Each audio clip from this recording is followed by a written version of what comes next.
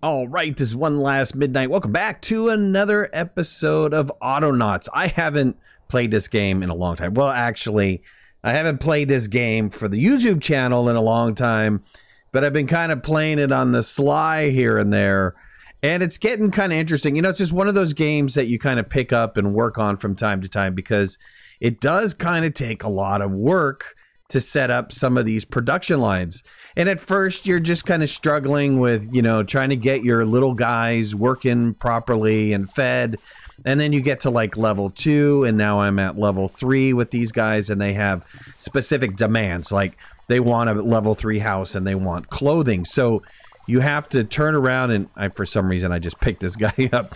You have to turn around and build a production line that gives them clothing, and then build a production line that gives them that level 3 food. And you can see I have it highlighted, and in the corner it's got that little 3 with a heart on it, meaning it's a level 3 item. And it gets really tricky when you try to go to like level 4 items. You could see that that's what I'm in the process of doing, is trying to get these guys to level 4 because they give out more research points, or what they call WOV. it's like it's love, but if you ever watch Princess Bride, you know, they pronounce it WOV. So I've got to figure out how to get level 4 food, level 4 clothing, and a toy at level 4 up enough to the point where I can start getting those extra, you know, research points. And it's the way that it works is when you start off, research points are 1 for 1, and then the next level it's a 10-to-1 return, and then in level 3 it's a 100-to-1 return. So if you meet their needs, you're getting 100 research points. At level 4 it's 1,000 research points every time they produce research points. And the reason why is because you can see just to unlock cooking technology, I need 500,000 research points. And when you get even higher, when you start doing some of the higher level research, and you come down here and you scroll down here, you know, 500,000, half a million, and then you go to like the next level 5 research, it's 5 million research points. And then when you get to level 6, which I haven't even unlocked yet, but it's 10 million research points to unlock any one of these items. And that is insane amount of research points.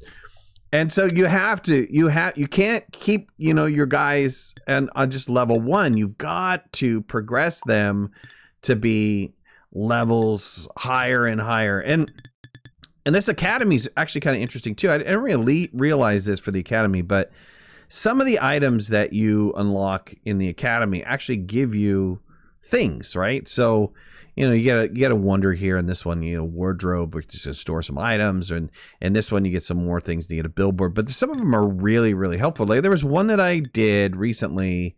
Where was this one at? I think it was one of my something or other here, but I got a different unlock for bees. And so you can create these, I think they're pronounced skep, and they hold beehives and they produce honey. But then you can actually get and make a beehive which produces more honey. Right now, these skeps, they send out 4 bees to go collect the honey. And if you get the actual beehive itself, it sends out 2 bees, making it way more efficient to get honey and stuff. So I don't know. I'm really impressed. I thought I'd do like a little quick video on this. I'm in the process of converting over to level 4 stuff and trying to get level 4 going. So I've completely ripped down my production for grain, which was producing this crude bread, which is a level 3 bread. And I was also producing stewed berries, which is a level 3 food. And the stewed berries work out really well. So I increased my farm size way significantly up. And I've also managed to get my cereal crop to a yield of 5. So you've got to fertilize it, you've got to water it, you got to till it. All of this stuff is done off of robots, right? Teaching these robots how to do things. And the first level robots, they're kind of dumb. They don't really hold many instructions. You have a bot brain on the top, tells you how many KB free, which is, I think 1 KB equals 1 line is how it works, 1 line of code. And the code can get pretty significant. So if you guys are into coding, or you're just, this is actually a really good game to teach you coding. In this case, I've got a little bit more of a sophisticated line here where it says, you know, it's going to look for the nearest berries in a specific area, which you can see it highlighted down here. That's the area it's looking for berries. Let me turn this off since it's annoying. And then if he's going to pick up all of his berries until his hands are full, and then he's going to go ahead and he's going to store it in one of two places. And one is, he's going to do that until his hands are empty, but he's going to check to see if, hey, look, if storage 12 is full, or is not full, stick it in storage 12. Otherwise, you're going to stick it in storage 3. So, I mean, you can build these out pretty sophisticated. If I look at, let's turn him back on, actually, before I forget. Where was he? Berry guy. Okay. If you look at some of the cereal production, like, or not the cereal production, but it's actually the bread production, which I think I called. I just renamed it. I think it's crude bread now. Is that what I called it? Yeah, crude bread production. If you look at some of this crude bread production and you look at the watery porridge guys, you can see that the script gets pretty long. And in this case, he has to have a bucket in order to pick up water. So in this case, I'm sending him off to go get a bucket, and then I'm telling him, hey, go over to the cereal storage and pick up some cereal, and then put it in the bowl, and then pick your bucket up, get your bucket out of your backpack, go and get water, and walk over to the bowl and give it to the bowl, and then stow that particular bucket. But in the meantime, look, you have to do a check to see if the bucket broke, because everything has durability. So check to see if the bucket, you still have a bucket. If you don't have a bucket, after you put it in the mixing pot, go get another bucket, then store it, and then turn around and get a clay pot, and then move that over to the mixing bowl, and then you can actually make this watery porridge. So some of these, like I said, get pretty sophisticated. I haven't figured out a really good way to do mortar, because mortar. It's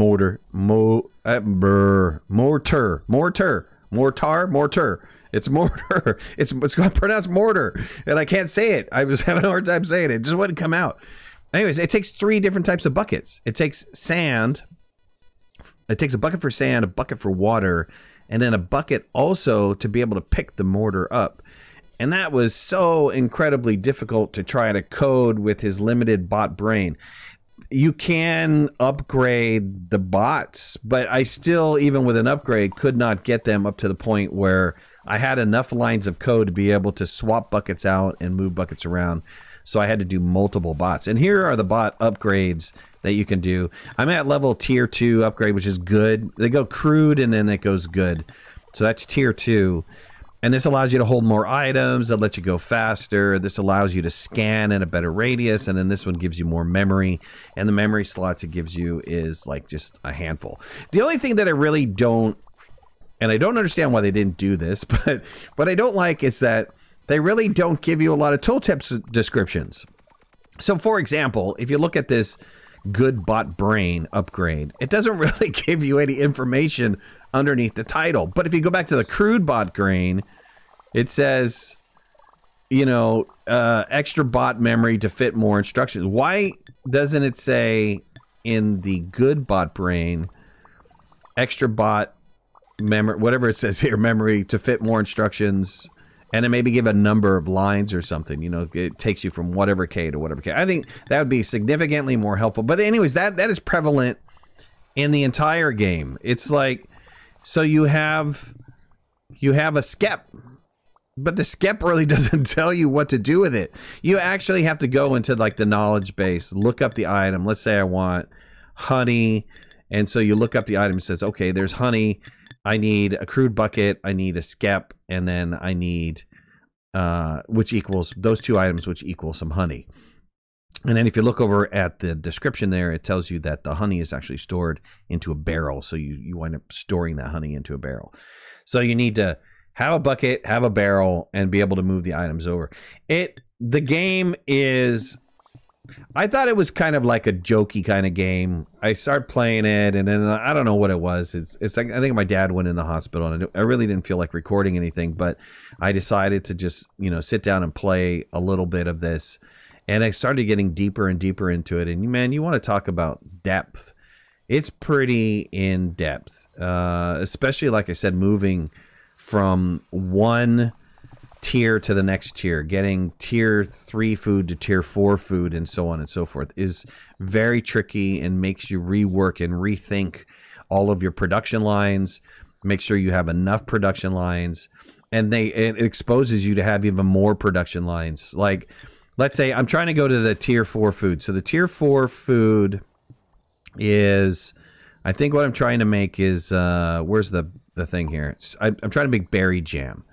So you have the stewed berries, and it was like, okay, I had to make berry jam, but I needed honey. And so I had to turn around and set up an entire honey production line. Now I have honey, and I can make the berry jam. And so that also required this particular cauldron to have a building that had walls and a floor. So some of them don't require that, but many of them do, especially when you get up to higher tier stuff. And then the same for, I haven't even touched this yet, but I have right now tier 2 or tier 3 clothing. And so to get up to tier 4 clothing, I can either make a dress, which would require me to have a tunic, which I'm producing, cloth. I'm producing cloth right now, but I'm not producing string. So I need a whole string production line in order to do this. Or I can do this tunic. I think, what is it? This robe, which I have a toga, which I'm making the toga. Oh, no, I'm not even making the toga. I have to switch over to togas. So it looks like everybody's going to be in a dress because I'm not going to do this bulrush cloth production line. I'm stuck with this cotton cloth right now. Okay, well, everybody gets a dress regardless of your gender. You're wearing a dress because there's no way that I'm going to go down this bulrush cotton production. The bulrush line is, you've got to go over and get yourself, what is it? Yeah, these reeds. So I'd have to make reeds, and the only area that I can actually do that is over here to do a good farm of that.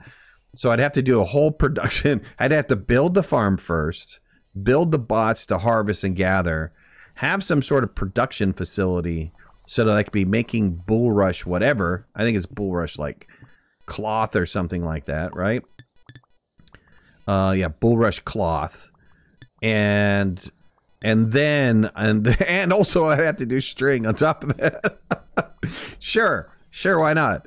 So you can see how in depth you've got this going on. So I have 135 bots, but I'm in the process of swapping these bots out. I probably, when I'm done, will still have 135 because I'm having to make replace the tier 1 bots because they're slow and they're stupid and they just don't work fast enough with the tier 2 little guys. Eventually I get to tier 3 bots, but I keep growing because it keeps, there are tools and parts that you need to build. And while you can try to get your bots to make multiple items, again, if they don't have the lines, it's very difficult to try to have them make multiple items. Like in this case, he's making a blade and a scythe, and that's okay. But then when you get up to the ones that are more detailed, that require the bot to go pick up, like let's say in this case, where's an item that has like 3 items, like this. You can't really have this panel bot making panels and then turning around and trying to make frames because there's just not enough brain storage. Maybe when you get to tier 3 and you've got the tier 3 memory, you could do it, but pretty tough.